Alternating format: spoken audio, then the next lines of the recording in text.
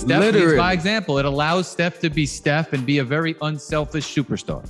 And the way Steph, I mean, props against the way Steph went in there and let KD kind of, you know, make his mark on the team. Steph was just as valuable that whole time. And I think we forgot about that, you know. Yeah, Me, surprisingly, of all people, defended Steph back then. You don't even notice. I was like, yo, Steph is still there putting up 27, 8, and 8. What you guys mad at? You know, everyone was marginalizing him. See, I think what it is people don't understand how great of a leader Stephen Curry is.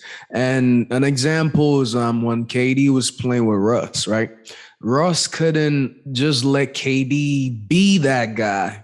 Steph was humble enough. He's secure enough, you know. Yeah. You can come here and do what you got to do. Just like Jordan Poole. When Steph, you know, like there are guys that will never, you know, give up the things that Steph will. And that's why he's as successful as he is, you know, in today's game. You have to be, you know, like reasonable. You got to look at the situation, doing things like that. What is it going to do to KD? KD's going to think a bit like, wow, this is Steph's team. And now I'm coming here and he's making me feel like I run shit. You know what I mean? It gives you more confidence. It gives you, you know, it brings you security, you know, like you feel these things as, okay, yeah, I'm going to go to war for this guy. That's why Draymond would do whatever for Steph. I don't care who you are. You step in front of Steph, best believe Draymond might probably knock your teeth down. You know what I mean? Like they'll go to war for that guy. You know what I mean? So it's like, you got to understand, like there are some leaders that will do, you know, things, you know, beyond himself, you know, like Kyrie couldn't understand how, you know, yeah, I've been at Cleveland for so long. LeBron left, but now he's coming back and I got to take the backseat. No, I want my own team. Now I'm going to go to the Celtics. So, and you know, immaturity. Steph has never shown any signs and any weaknesses like that. You know what I mean? So I think that's what people forget, that he actually sacrificed for KD to be that guy still, you know. He still could be like, hey, I'm gonna still put up 30 points, this and that, you know. KD might not have been, you know, all that, you know, I'm happy about it. But again, you got to understand what KD's also bringing to that team. He's one of the greatest scorers to ever, you know, play the game of basketball. You have to respect that. You know, Steph learned a thing or two from him. You know, KD could do it all. You know how I feel about that boy. He could do it all. KD could do it all. What can he not do? You know, maybe on defense, he's not as great as he is on offense, but other than that, he could do it all. You know, so yeah, sometimes you got to let guys like that handle, you know, the business on the court, bro. That's the mental aspect. The mental aspect of Steph, you know, he's very confident, secure, and humble at the same time, where he can, you know, big up other players and allow them to be their best versions. But also the physical nature, the way he moves without the ball allows him to blend in. It allows him to just, you know, hey, he'll pick his spots, divert the defense. You know, I remember famously there was in that Cavs finals, like there was two guys in transition, ran to Steph 25 feet from the hoop, and KD just ran down the court and dunked it. Now, KD was still phenomenal. I'm not taking anything away from him, but it was like, yo, like KD's probably like, wow, they just cleared the path for me. They were so worried about Steph, you know. Catching and shooting that three. Yeah. You know, like, believe it or not, yeah, they understand they were going to, like the Cavs, whoever you're talking about, they understand they were going to go play, you know, the Warriors. But you can always expect what KD's bringing. But here's the thing. Steph is different. He could he's a better 3-point shooter than anything else. So you got to ask yourself, what do we give up? Steph running to the lane, or actually KD running to the lane? You know, KD's going to get his, but it's going to be either a sharp turnaround, shimmy, whatever it may be in the mid-range, or he's just going to dunk. Whatever, he can get it, the bucket anyway or whatever. You can live with that. You know what, KD? Right. God damn it. But then the Steph coming down, he's going to hit that three, get the crowd rolling, do it again. Oh, now it's 6 points. You know, 2 possessions. You might not get it that quick. You know what I mean? And they move the ball so quick that it happens so fast. You know, it's insane. But like, yeah, I could see that. Like, I'll do the same thing too. Like, I know I can't stop KD. I'd rather, you know, try to be in front of Steph so KD could maybe cut to the basket and miss a layup, hopefully. You know, I'll bet on myself blowing a layup than, you know, Steph missing a three. Who you drafting, KD or Curry? While you're on this topic. While we're on this topic, you're gonna put me on the spot like that. You don't want to go to the Eastern Conference Final. Okay, I'm kidding. I'll answer this question. It's a nice segue. KD's in the East now. Hey, there's a tough one. I'm a KD fan, I would say. I've been watching KD longer. I was watching Steph in college as well. I love them both. Tough. I don't have an answer, so that's why I'm asking tough. you. It's tough. I don't know. Man, that's tough. They're both a top 15 TBD. Player. To be determined. Huh? Let me break it down. Maybe I can break it down. Okay. We're gonna have an episode for all of that, but for today, I'll answer your question quick. They're both top 15.